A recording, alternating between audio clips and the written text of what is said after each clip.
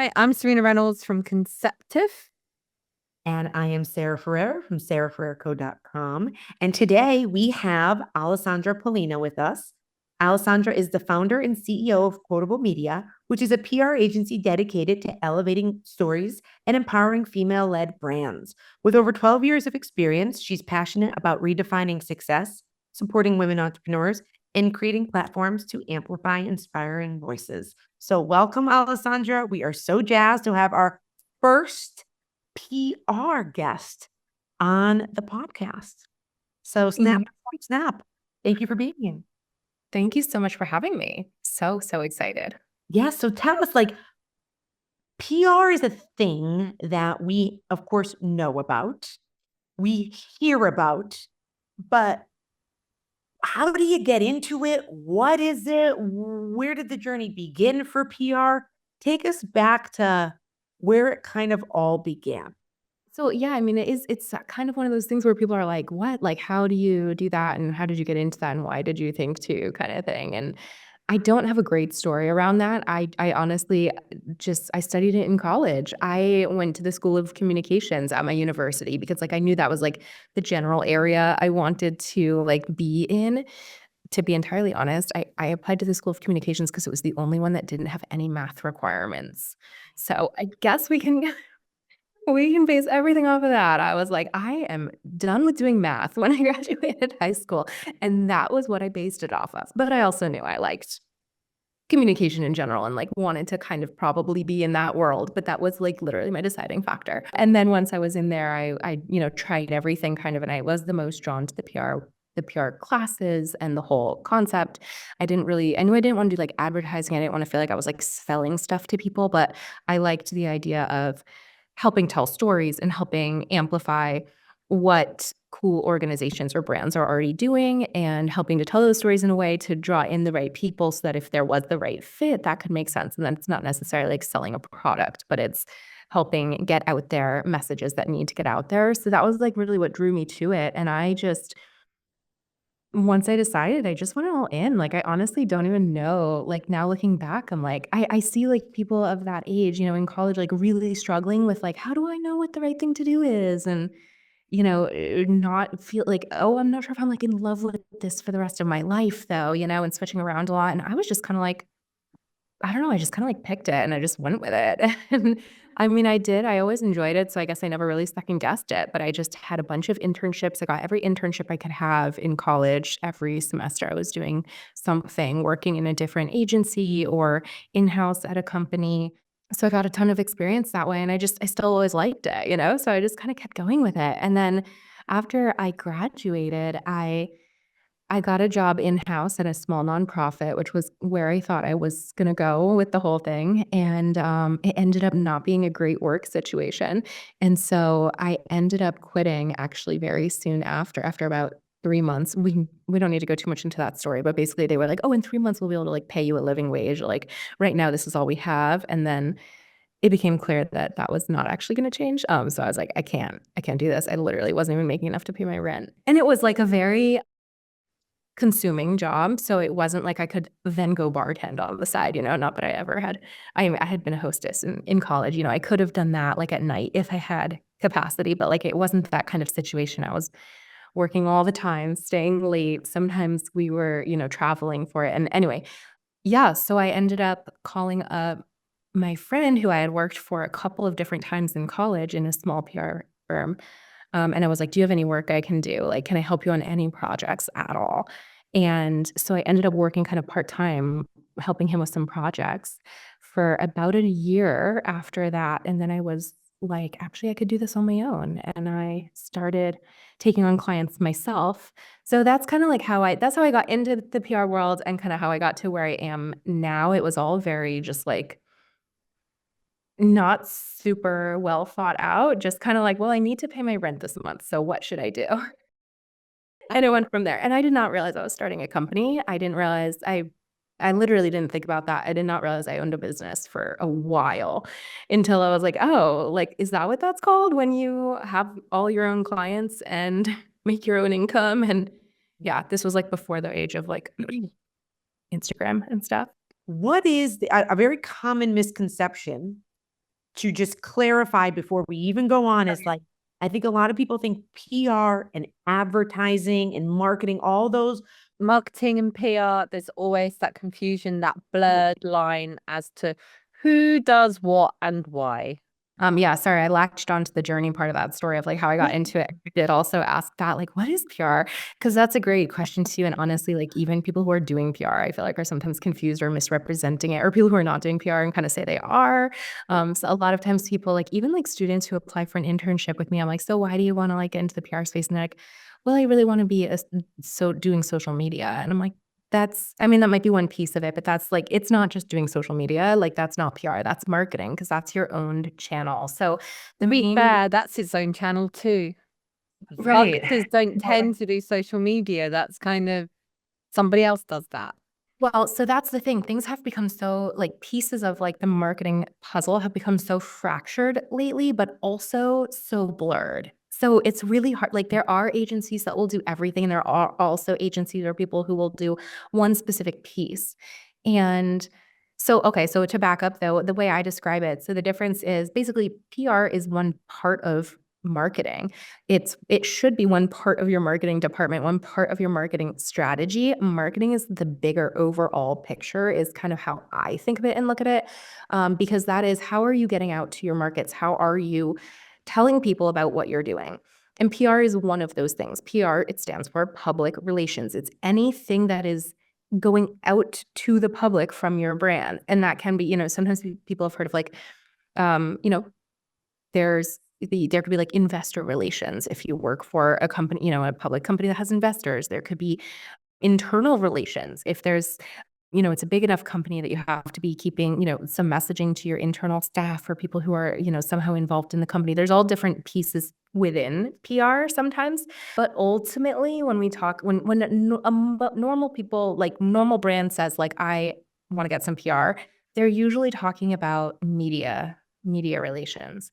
That's usually what like a PR agency specializes in, even though there are sometimes, as I said, those other pieces to it. And these days with media also just changing so much in the past couple of years, it can also be a lot more. It can be, influencer relations. It can include a lot of that, what's going on in the social space, because it can include, podcasting or even getting somebody featured on or like a guest on like a YouTube show. Like those are kind of media outlets these days.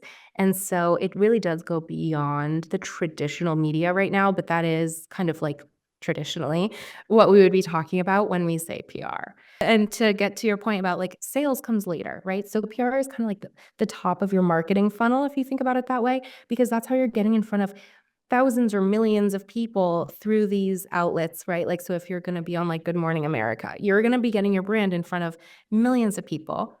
They're not all going to be super targeted. They're not all going to want to buy your product or take part of your service, but they're going to know who you are now. They're going to recognize your name.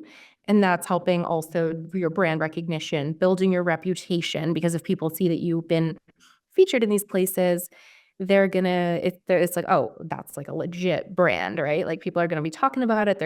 It lends a certain level of clout. So then you can take those people and bring it down to, draw them into your owned marketing channels. So marketing is more like those channels you own, your email list, anything that's on your website, your social media, all of that stuff. And that's things you own. PR you don't own. You can't control that story in the same way. And then once people have interacted there for a while, you might bring them into like your sales funnel. So that kind of is how I think about how that works. That's super. I think that that's the most like well addressed way of what is PR. Essentially, if you're paying for it, I mean, I'm trying to simplify it even more. If you're paying for it, hey, I'm going to have an ad in the paper, or hey, I'm going to pay for this time slot. If you're paying for it, is it no longer PR, or can it be PR even if you are paying it versus being featured? That would be advertising. Well, right. Is that a right statement to way to think about it? If you're paying for it, it's not necessarily PR, but if it's kind of finding you and being featured, it's PR? No. They are the public face. Mm-hmm. Marketing is the strategy of the advertising, the PR. It's the overall strategy. It's the umbrella. But public relations, that's when you go out and you do something publicly, you do something in front of people. Whereas I think most of the other areas don't do that until it hits sales, and then sales will go out and talk to people. So let's say like the Good Morning America, like this is a great example because I remember like we're in the same networking group, and every now and then someone would be like, "Hey, I have this great PR opportunity," and then there's always someone who's like, "Girl, that's not PR. That is not, like," and I'm always like, I'm learning. So enlighten us. Is there an equation if you're paying for it, that Good Morning America slot, that is it still PR? Can it be PR if you're exchanging? So technically that's an advertisement. Anytime you're paying money to be on something, that's an advertisement. But that comes with a caveat because again, it's changing so much in recent years because there's so much pay to play now. There's so much sponsored content or partnerships. In my mind, that's still an advertisement. If you're paying for it, it's not PR because people are savvy enough to see, they have to say it's sponsored content, and people are savvy enough to know that that means you paid to get on there. It doesn't mean they thought you were, whatever it is, educational enough, cool enough, interesting enough that they wanted to feature you. So people know you paid for it, and it just means that's an advertisement. I will say though, I just want to say there are some PR agencies that will now kind of help manage things like sponsored content opportunities and partnerships like that for brands that have what I would call an advertising budget to kind of roll into part of their PR plan because there is just so much of that these days.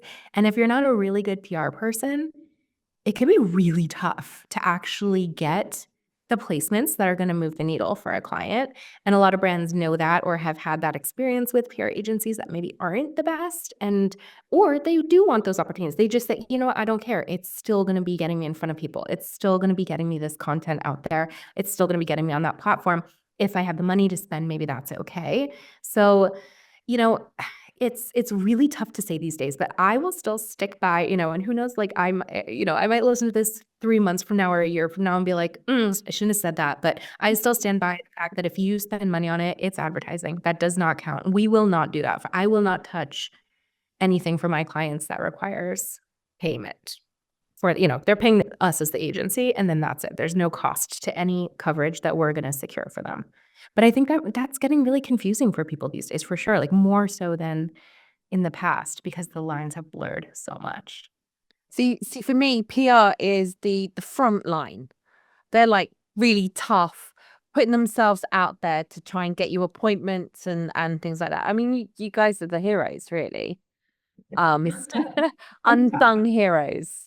What's the secret? I mean, not what's the secret? So in a world where everything's pay to play and the lines are blurred and, everyone's an influencer, but, it's what makes, besides your breadth of experience, or maybe that is the secret sauce, what makes Quotable Media these are your go-to gals? They know the real dirt of how to get seen without kind of doing the new age pay to play thing.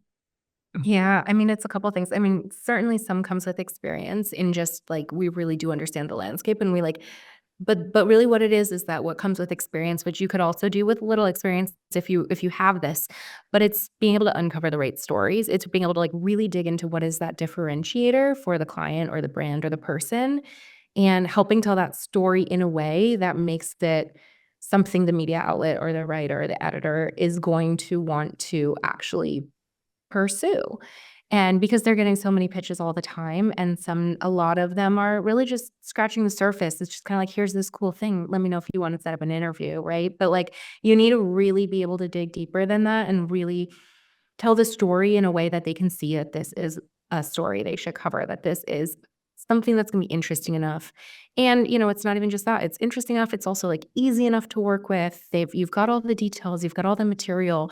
And here's why it's so different than any other brand or person that they could talk to on this subject or, around this topic.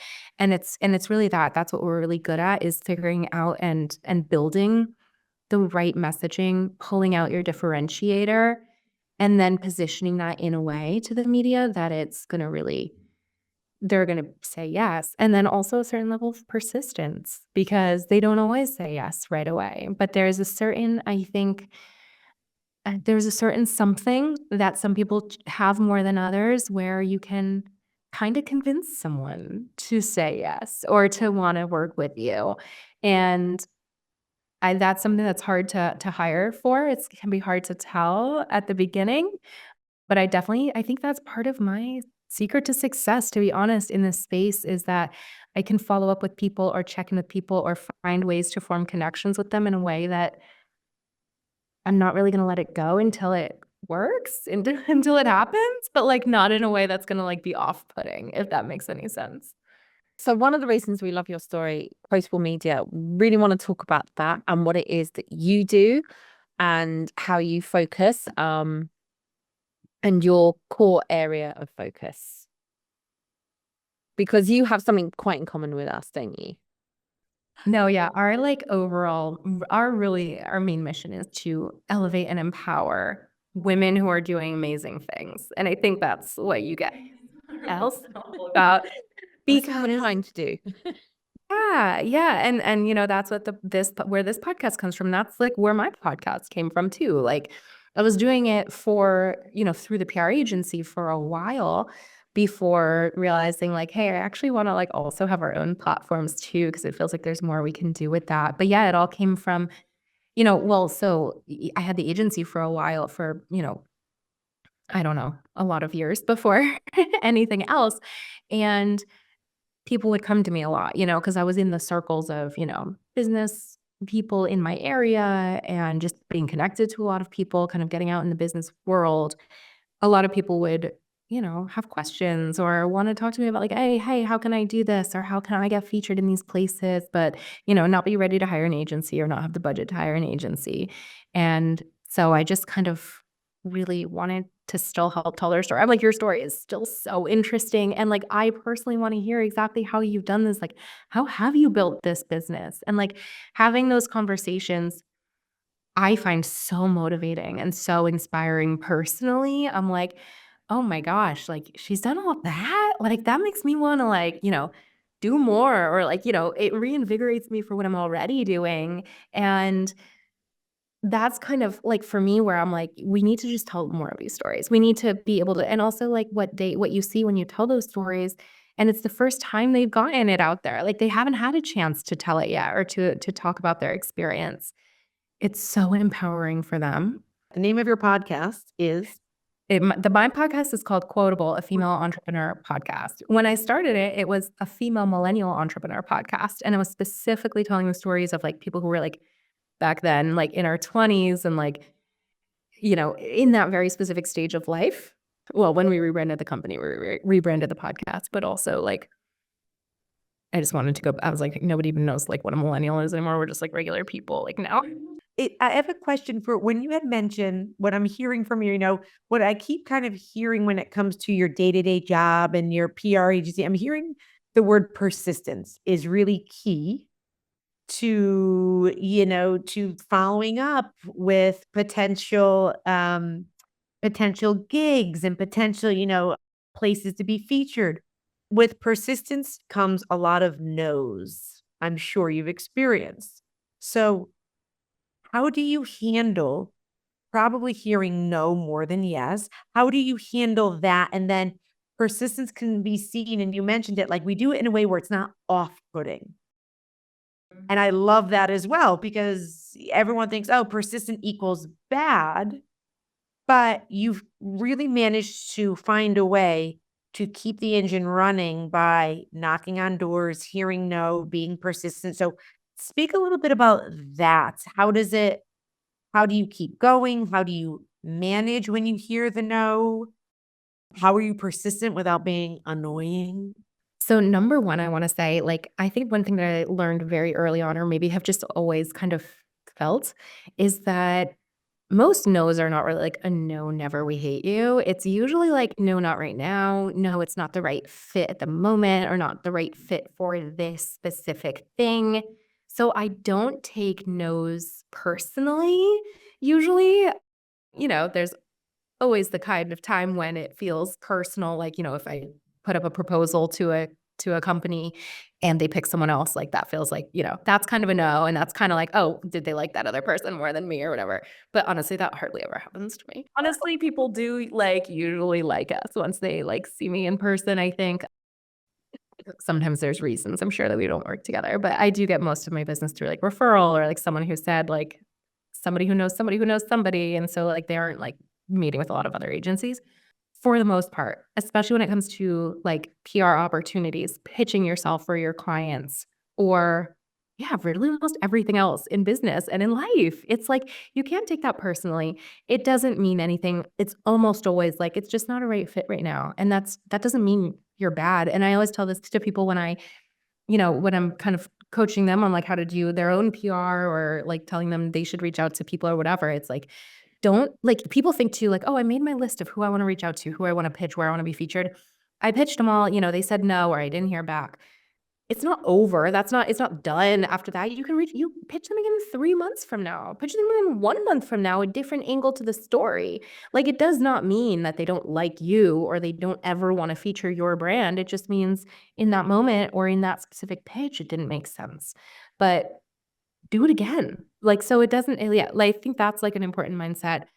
Now you've heard the no. Now you're going to be persistent, but you do it in a way where you can, it sounds like you can go to bed at night thinking hey, I'm persistent without being, oh gosh, she's calling me again. Voicemail. What? I love that because that's the only way that you can turn that no from a yes, but a lot of people feel defeated. So what's some advice you can have about being persistent in a way that feels also authentic and good? Well, I think part of it too is it's not just hammering them with the same email or the same, phone call. It's thinking about how can you actually sweeten the deal for them a little bit if you think maybe there was a reason that they were saying no or it wasn't a right fit, or if they weren't answering, maybe they didn't see you. Especially if your outreach is via email or even DM or message on social media, that can be hard to keep up with for people who are getting a lot. So I mean, I always like to give a little disclaimer, if you message Quotable Media Co on Instagram, do not take it personally if we do not get back to you for a while, because I have so many different accounts on that phone and it's never personal. If you ask to be on my podcast and I don't get back to you for a while, it is not personal. I'm getting so many pitches every single day, and I only feel the podcast is one tiny piece of what I do. I make time quarterly to go through podcast pitches and decide who I'm going to set up an interview with. So if you don't hear from me for 3 months, that does not mean anything except for that maybe you pitched right after I had just looked at them. And I think people have to keep that in mind too. We think we want to make a pitch and hear back the next day. And that's just so unrealistic for a lot of instances. If you are pitching a mainstream media outlet and you're pitching a staff writer who, is writing stories every single day, then maybe, but even still, they usually have to go to their editor or have their, their team meeting to talk about what pieces they're going to work on for the upcoming week. So there's some time that goes into this. And I think people don't always think about the back end of what's going on the other end of your pitch. So you just have to remember they're people and they have other stuff going on and they have other priorities. And so is there another way that you can maybe connect with them? Is there a way you can try to build a relationship even, and I usually say, I mean, the best thing to do is to build the relationship before you ever send the first pitch. But if you did get, a little ahead of yourself when you sent the first pitch, or you sent that first piece of outreach, whatever it was, it's not then too late to go back and try to still keep building a relationship. Don't consider, oh, it's crossed off my list. I pitched that person. It's finished and now it's done. As I said, is there a way you can still kind of check in with them in a more personal way? Maybe you can still send them an email about a piece they recently wrote with no ask attached, or, comment on something on their social media so they see a comment rather than the DM. I don't like it really when people comment saying oh, can you check your DMs? To me, that's not helpful. Comment saying something actually thoughtful about the post, so that then they'll start to interact with you on social media or recognize your name or whatever. Things like that, where you can, actually build up some kind of relationship that then they're going to maybe want to say yes. And usually it's offering more value before you ask for another ask. So on the media side, a lot of times I like to offer information or something about something that's maybe not a client, but that I know that this person would find useful for a story they're working on. And if you approach it that way, they see you more as a resource than someone who's just always asking for something. And then when you are asking for something, they're going to be a lot more likely to want to say yes. Mhm. That makes perfect sense. Perfect sense. Like like, and you would never go to a party and be like, "Hi, I'm Sarah. I want this from you." Exactly. And that's what I say about building a relationship with someone before you ask them for something. And even if it's just like wanting to form like some kind of collaboration or partnership with someone, it's like and not like a major media person, like your if you had somebody just this is exactly how I illustrate it. If you had somebody walking down the street and they just stopped you on the road and said, "Hey, will you do this like favor for me?" You're gonna be like, "Wait, what? Like, what? You mean me? Like, do you know me?" Like, you're gonna be a little almost confused by it. There's actually sales techniques where you ask for something little Ah, and then you can ask for the bigger thing. that's true. So there Yeah, is actually sales techniques that actually take that on board and will actually do that. Well, but I just wanna, like, compare that to, like, if your friend calls you up right now and it's something that you really don't wanna do, but it's your friend, and they're like, "Hey, will you do this thing with me later today?" Like, you're probably gonna say yes just because it's your friend or because you, like them. Or it's somebody even if it's a friend of a friend who calls you up and says, like, "Hey, can you do this thing with me?" You're gonna say yes because it's a friend of a friend. So even if you can find, like, that little connection of, like, some way to, like, just have that, like, people do say yes more to people that they feel that they know or have a connection to. Not that nobody off the street is gonna say yes, sometimes they will, but it's gonna be totally along like, it's just you just never know kinda thing. So if you can make that connection, I think that's huge like, a huge benefit. But yeah, there's also something you said for, like, maybe that first maybe on the street you say, like, "Hey, could you, just tell me, give me directions to this place? And like also like I just had picked up these donuts and I have an extra one. Do you want some of these donuts? And like give me those directions." Like there's ways you can kind of do that. And then they may be like, "Yeah, and actually I'm going there too. Do you want me to help carry your other bags?" Like it's just like think about it as like human beings and like what would make you actually want to help somebody out. we live in a very transactional world, right? I mean, I liken, especially in America, right? We're very, very capitalistic society. It's very transactional. So I speak from my experience there, where especially if you're a business brain, it's like, well, how can you help my business? Versus, I'll give an example like Spain here. Very different. People do not want to talk about what you do for business. Meet me for a drink and let's talk about anything but work, or it's more about let's talk shit about the government. Let's talk shit about, the things that we don't like, as opposed to like, how can I kind of better my situation by you helping me? And I think what ends up happening, at least I know, if I hear a knock on the door, at least when I lived in Boston, he was like, "Turn off the lights, we're not home." Right, that feeling of like, it used to be you know your neighbor, borrow a cup of sugar. Now there's a little bit of like, I don't actually want to owe anyone anything, because then it gets transactional and weird. So what you're saying is like the remedy for that is connection, is is really just like less transactional, more just like, "Hey, if you're at a party, how was your day? Oh, girl, let me tell you about this crazy hair experience I had." And someone else says, "Yes, me too." Bonding, connection, simplicity. Mhm. Is that kind of the quote unquote Yeah. secret sauce to a degree in a world that always is looking to make another buck? You're taking a step back and going, the bucks will come, but they come easier when people know, like, and trust you. Yeah, exactly. Okay. And another juxtaposition kind of with the sales process is like, sometimes people want to think about it, oh, it's all a numbers game. And I push back on that a lot when it comes to the PR world because it's really not. I'd rather pitch 3 people that I actually know and took the time to, get that prepared, built that relationship, have the perfect pitch for them, and then get featured in those 3 places, than pitch 50 different places just to say I pitched 50 places and hope that one of them is gonna come through. And let me tell you, maybe one of those will come through, but you're not gonna get even the 3 that you're gonna get if you really were more targeted and specific and built that relationship first. And so that's one of the other big differences, and that's yeah, like, it's so much about yeah, I think we just have to bring it back to humanity, right? We need to, like, actually connect with people in real life and take the time to, yeah, be people to people, and it's not just like, "Oh, let me just cross off everything on my spreadsheet." But that takes time. I mean, so now I'm thinking about the logical side, right? It's like this all sounds good, but like you're running a business, you have clients. I'm imagining things are happening in your personal life. Maybe you're in a relationship, maybe motherhood is on the how are we balancing all of these things? Because this does sound all consuming for a job.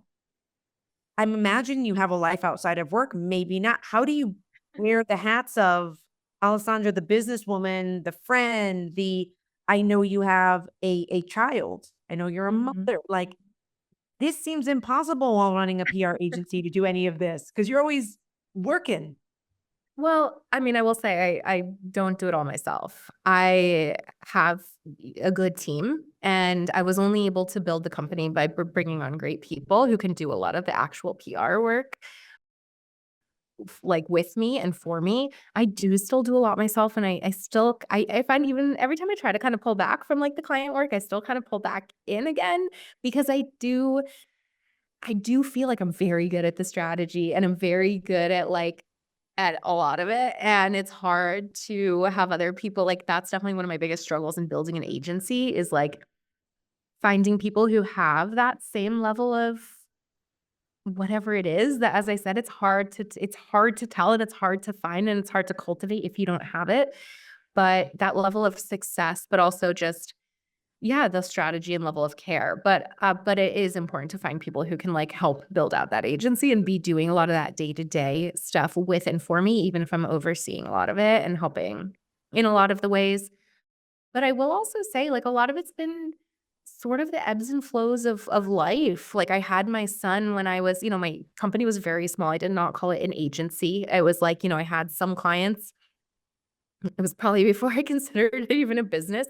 I had him, I think, within, like, 2 years of starting my business, and, because I was, like I knew I wanted to be a young mom, and I had the flexibility already, which was really the reason why I wanted to have my own business at that point, because I knew I wanted to also be doing other things, and so, I think that's always been kind of at the forefront of it for me is I'm not running a business in order to be working 24/7 and have it run my life. I own my own business because I like that level of flexibility, because I like to kind of be calling the shots and be in charge of, what I'm doing when and who I'm working with and what that looks like, because that can be a really big part of it too. And so, part of it is definitely like finding the right clients, finding clients where it's going to be like a fun project and not be too hard, work with people where we do already have a lot of those relationships built because that's where the experience and having done this for a while comes into play. Like if we work with a local client, like that's easy for us at this point because I just know everybody here so well in the media world and things like that, that I'm not like going out and having to build the relationships in the same way that like somebody who's just getting started might have to. But yeah, I think it's just keeping in mind that that's why I'm doing it. I don't want it like success for me is not having these huge clients, working so much that I'm making so much money that I have a nanny go pick my son up at school so I can keep working, you know? Success for me is being able to stop at 3 to go pick him up at school and be a part of that day and have that be a big part of my life. So I think keeping that in mind has been really big for me and bringing in the help that's required to make that possible. So, like, I hired my first part-time help, like, the year that like, right when he started school, because I was like, "I want someone to be around from 3 to 5 or whatever, but I don't want it to be me." And so, I actually brought on more help when he went to school, and that was kind of, like, where it's all like, the decisions come from there. Delegation early on. Yeah. And that's hard. I mean, I know that's not like, "Oh, yeah, easy peasy." Like, that can be really hard. And I've gone through different iterations of the team, Sometimes you bring on someone thinking it's gonna be the the perfect situation, and it's not, or things have changed around, or the needs have changed around. And I think so much of it is just staying aware of what your needs are and what the needs of the business are, but also you as the business owner. And again, so much easier said than done. Like, I don't want to make it seem like I have that all figured out. Like, it's something I literally am learning over and over and over again every single year. But I think that's so important to keep in mind, like, and what you thought was right last year might not be right anymore this year, and that's not the bad thing if you have to kind of shift things around or change things around, find a new person, whatever that looks like for you. I want to get to the meat of it. Like it sounds like with your experience, you've kind of got it figured out. What do you do when you just have a shit client? You know, maybe in the earlier years, because now what I'm hearing is you have the ability to be a bit more selective. You're more established. So that's what I'm hearing. But in the beginning, you're hungry, you're out there. Give us advice for like, listen, I got to pay the bills, but this person is just driving me loony. Like, what has been your experience with navigating those clients or those potential clients? Yeah, I mean, I can give you like advice from where I am now.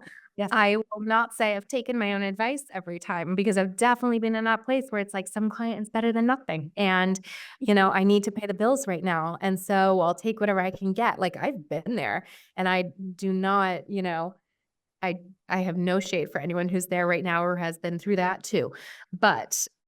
And so I don't want you to think like, oh, she's always been great at this. No.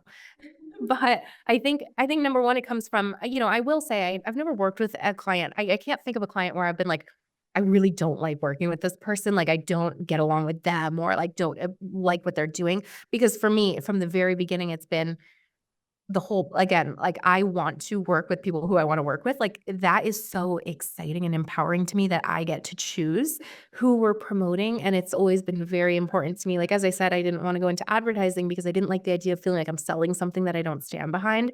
I've always had that kind of be a really strong just piece of me and who I am, I think. So that's been so important is what is the brand? What is the product or the service or the person behind it? Because that's essentially what you're selling to. So I really have always taken that into account. But I've definitely had tough clients where there's things, going on. And I think a lot of it comes down to boundaries and figuring out what you're willing to work with and what you're not willing to work with. And that might be different for different people. And I think there's a lot of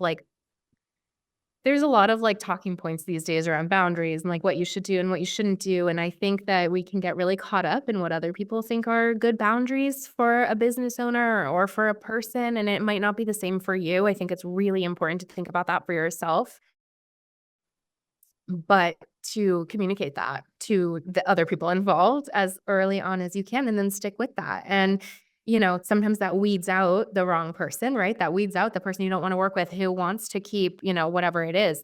I think for me, it's usually like clients that aren't going to pay on time or like early on, like again, this was like, I mean, I'm sure it existed, but I didn't even have like an online payment system when I first got started. Like they were mailing me a check and like I had clients where they didn't mail the check and I had to go pick it up and I would like ask to go pick it up like 5 times in a month and they wouldn't ever say they were like around and like dealing with that stuff. And I now looking back on it, I'm like, I mean, I allowed that, right? Because like I could have been like, sorry, I can't do any more of the work until this is paid. And honestly, I'm still really not like that. It's like, I don't know.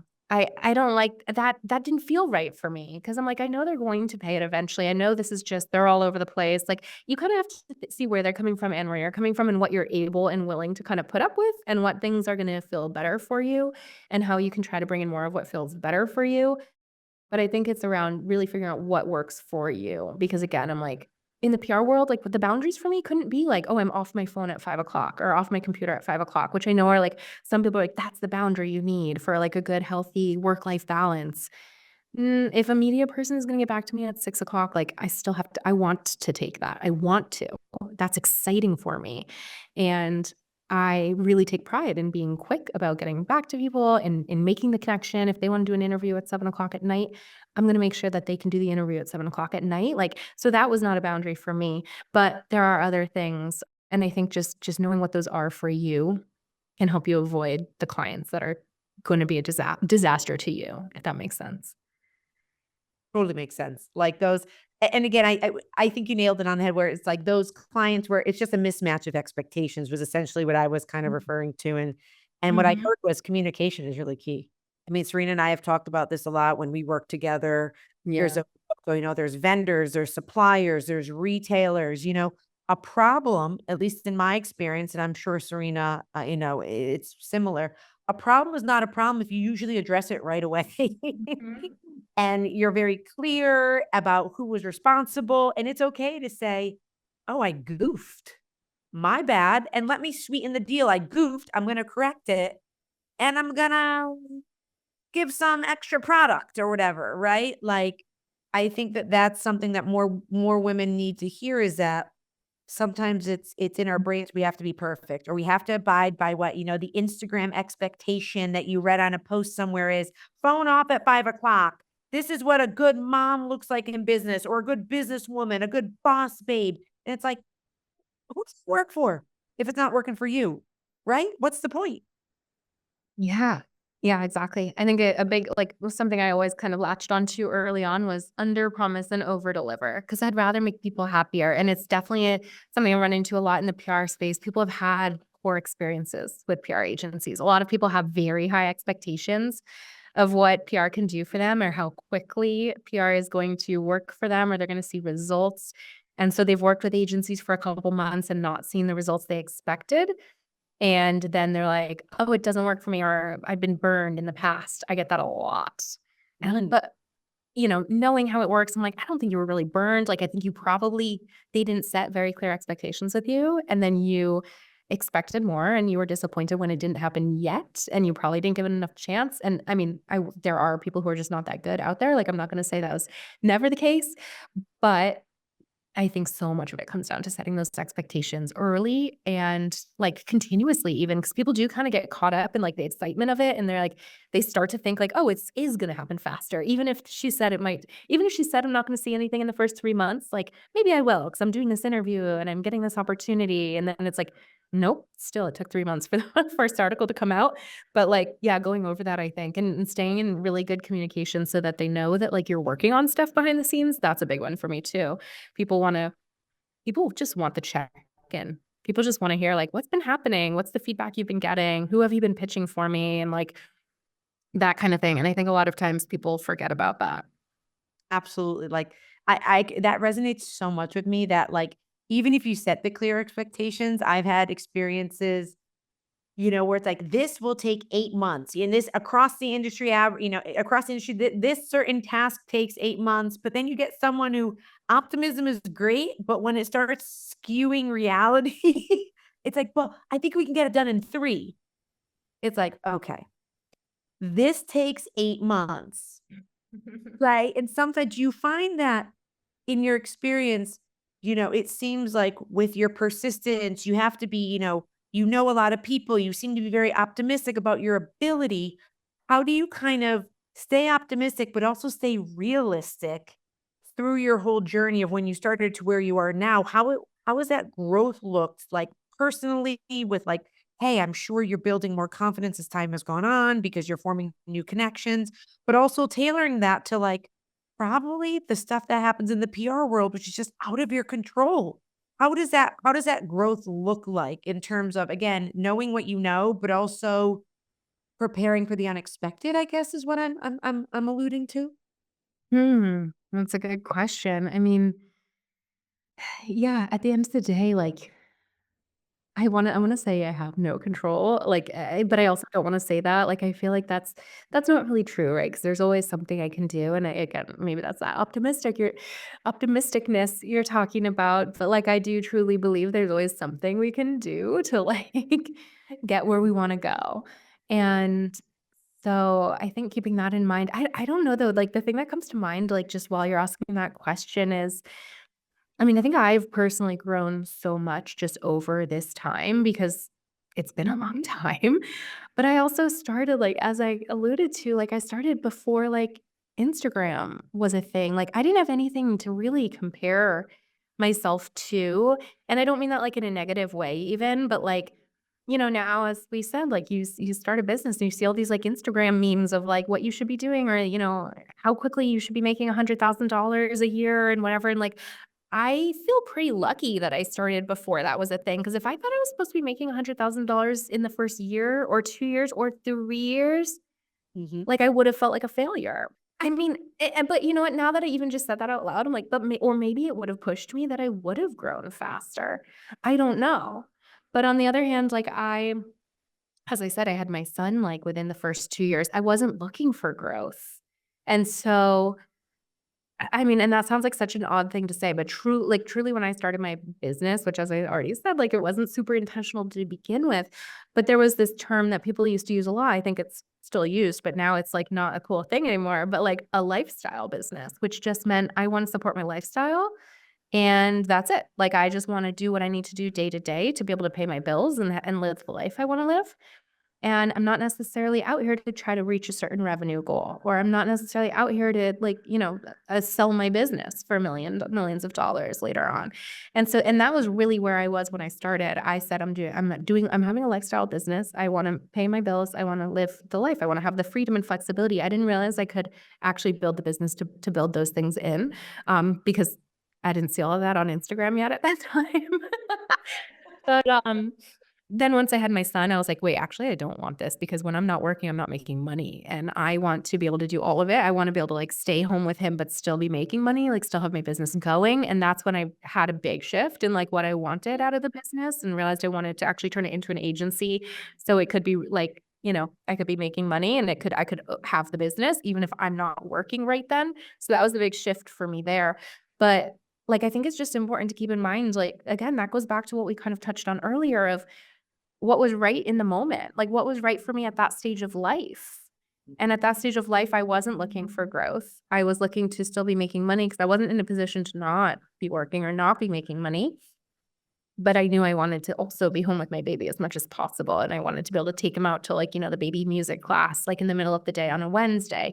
That was what I wanted the most. And I built the business around that. And then when he went to school, I built the business around what made the most sense there and then. But again, I think I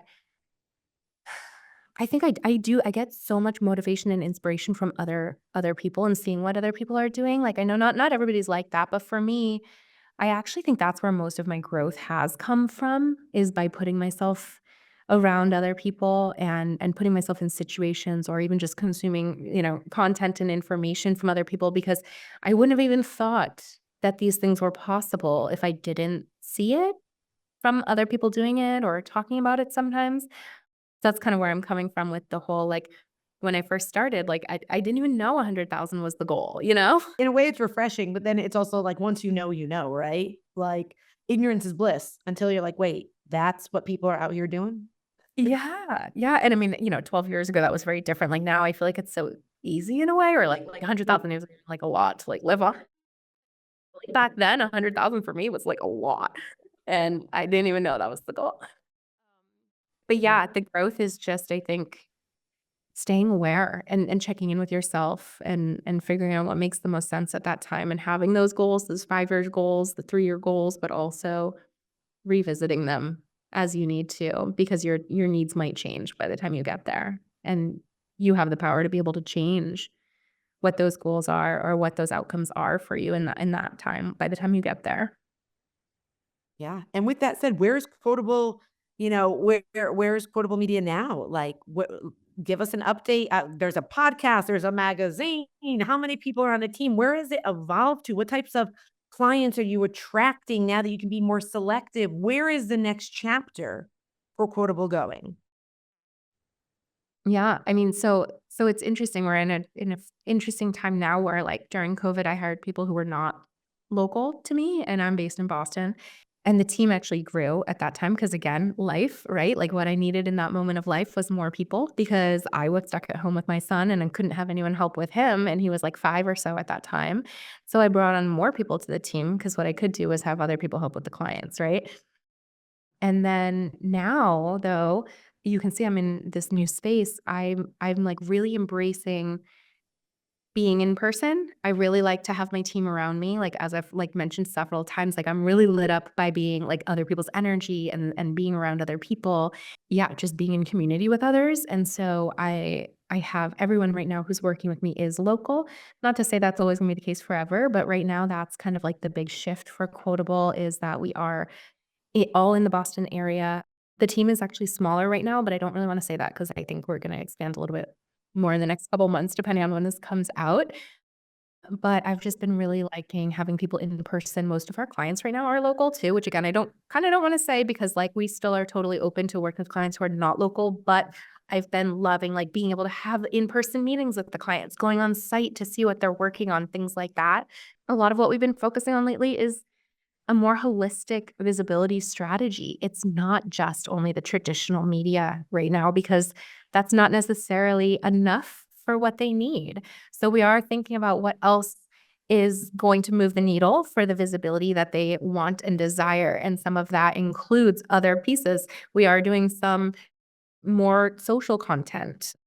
One of the people on my team is a videographer and photographer. So we can like offer that in-house now and really come at that through the lens of the PR and the media the whole kind of, process of if we're going to pitch an editor, like, and then they go to look at your Instagram page, we want it to like align with what we're pitching, with the story that we're telling them about you. So these things are all really, really interconnected.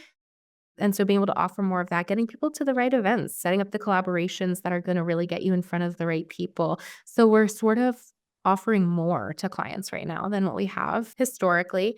And then along those lines too, I'm also doing a kind of a new program directly to work with female founders. So not as much a focus on the brand and the company, but really working directly with a founder in a small group setting where, as I'm kind of saying, we're taking you from business owner to thought leader, because that's really what people need these days. People need to be seen as a thought leader in their field. That's what I'm seeing people really, really wanting right now, but not necessarily knowing how to do it. They're like, I've been on all these podcasts, but like, then what? Like nothing's happened. And because they're just kind of throwing themselves at these opportunities with no real strategy. So I just kind of saw that need. And that's something that we're going to, by the time this comes out, I'm sure we'll be underway, going to be starting in the next couple of weeks. But that's what I'm, like, really excited about right now is kind of working with people in that capacity.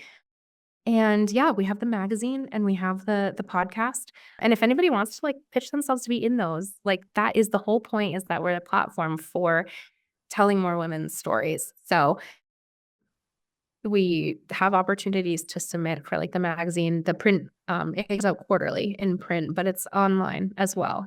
You stay busy. I will say that. You stay busy, girl. It's one of my goals for next year is to figure out, like, how to not be so busy. You know what I mean? Like, I'm really trying to figure out, like, how can I don't know. I do need more help, essentially, because, like, again, it's not all me doing all of these things. Like, I can't stress that enough, but I do feel like I'm still doing too much of it. So trying to figure out how to streamline certain things, build out the team in a way that makes the most sense. All of that stuff for 2025. Totally. I mean, that makes sense. I think busy is good until you're too busy. And then you're like, how the hell do I scale back? Yeah. That's right. I mean, Serena's in London, and I mean, when I was in Boston, it would be like 8 o'clock Boston time, and I'd be like, "There's just no way in hell she's like awake right now." But I'm just gonna slack her real quick, and she would like right back say, "Oh no, like I'm here, I'm vibing. Oh, it's only 2 a.m. my side," and I'd be like, "You're a mad woman." But like I think it was some of us identify that like busy, as long as it's busy working towards something, it's like, no, this is good. But then at what point do you go being busy and being productive versus just being busy to be busy can be, when it's draining and it's not connecting to people one-on-one, and it's not, fulfilling your soul. It's just more busy work. I was going to say, at some point, being an entrepreneur or being a business owner, you have to start working on your business and not other people's businesses. And I think that's where you kind of, well, that's where I struggle. I don't know about anybody else. That's where I struggle is where is that line? How do I navigate that? Well, I think it's tricky because, like, as entrepreneurs, it's like we're doing it because we, like, love doing it. Like, it's for me, it's just like I just wanna do all the things. Like, I can't stand the idea that I'll look back and be like, "I never even tried doing that?" Like, I love doing all the things. I wanna do all the things, and I don't know, I think I have a fear of regret. But you're a business owner. You have that role as well. As well, I'm gonna say. I like the fact that you changed your business name though from your name. I think that's a really affirming step in your journey to growing your agency? Yeah, I mean, I know there's a lot of agencies that are named after a person, and it doesn't like mean they're still working there, anything like that. But for me, it was like, okay, I want to be able to step away. Like when I'm 45, and what if I don't want to be doing this at all? Like but I want the business to still be going. And so I wanted to already kind of start letting people have the idea of like, this isn't me, this is an agency. And you work with me sometimes. And also maybe sometimes you're totally just working with my team. Like you're working with Quotable. It doesn't mean you're going to get Alessandra. Yeah. So for me, that was like a differentiation of like, it's bigger than me and it will go on without me eventually, hopefully. Very smart. And let me ask you, we do this thing every podcast where we ask a former interviewee to ask the next interviewee a question. So we have a question for you from Lisa Sands, who is the owner of Shop 2 to 5 Designs, cute little fashion line. The question is, what would you tell your younger self that would propel you forward now? A piece of advice or something you tell your younger self? That we can do whatever we want to do. And it's worth just trying. Like, there's no reason you can't do absolutely anything you want to do. And I think, when you're younger, you don't necessarily know that that's possible. Things seem really hard, or it seems like you have to have, XYZ in place first, or a certain amount of experience or money or whatever it is. But like, if you want to do something, you can absolutely find a way to do it. I love that. It's so simple in theory, but like you're absolutely right. Like it's like pretty, I think the older you get, the more you're like, whatever you put your mind to, it can happen. It's like so cliche, but it is so honest. The older you get, you're like, I can do this if I literally want to, as opposed to like, it's too hard. It's like, no, you can figure it out. We've had people on the moon, right? Like we can figure this out. You can always find the resources. It's just usually a matter of finding the resources or the connections. I mean, I think sometimes we let that hold ourselves. Like, I just think if you know that that's possible, and that the only way to fail is by not trying or not like keep going until you've actually done it. But like, there's always a way to do it. And if we just, I feel like you can skip so many steps and like so much struggle if you just know that the outcome is definitely inevitable. Like, there's no way not to make it happen if if you know you can. And I feel like if I knew that, maybe, I don't know, maybe I would have done more sooner. Maybe I would have done more bigger. I think I could have gotten bigger. I don't even know. I don't even know what the propel would be, but But with that said, what would you ask our next interviewee? I mean, you could be as fluffy and dreamy, or you can be as simple and to the point. hmm. Oh my gosh, I was afraid I knew. I mean, I gathered you were gonna ask me that next. Like, I feel like I should ask something really good. Listen, it can be as simple. We say this every podcast. We're like, this is not the hot seat where it's like your final words. Okay, girl. I feel like something that I've been thinking about a lot or asking people out loud lately is, what is one way that another woman has supported you lately? Girl, that is a great question. We love that. What is one way that another woman has supported you recently? Yeah. Ah, you are just bringing it right back to the woman empowerment thing. And Serena and I, snap for that. We are loving that. I think we all have to support each other, and we do. There's a lot out there about women not supporting each other enough or whatever, but like I honestly think I see it all the time. And I think we should talk about it more. Right. But I wonder sometimes too, it's like, I mean, you're in PR, so you see a lot of headlines. I always wonder too, I mean, it's that natural gravitation. I don't know if you've ever, like several years ago, I was watching Shark Tank and there was this app that was being pitched, a dating app.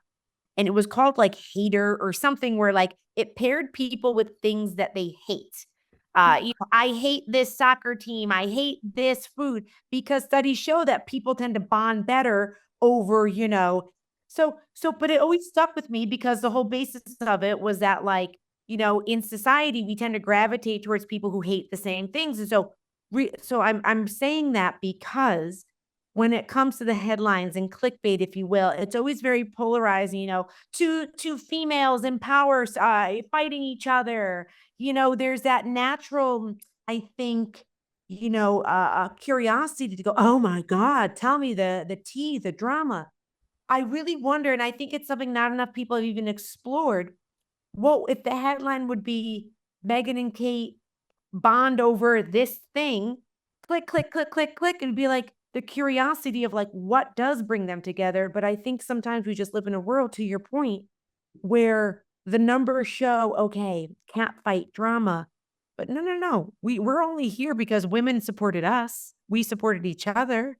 You reached out to a call to say, hey, do you want to be on this podcast? We can help uplift you. So I think that's really important to verbalize that it's not just in the headlines. Your lived experience has been women helping each other women. And it's our same experience. So putting more of that out there to normalize it is a beautiful thing. And it's what they say, right? What you focus on, you notice more of and grow stuff too. So like, yeah, if you're thinking that everything is a cat fight, you're going to see more of that probably. But if Totally. you choose not to, Yeah. as I said, like, I think we've all seen it in a much more positive way. We're seeing, I think we're seeing what we want to see a lot more than what people are saying is out there. Absolutely. Now, for our listeners, where do we find this quotable media? Like, okay, they're in love with the mission. They're in love with you. They're like, girl, she gets me.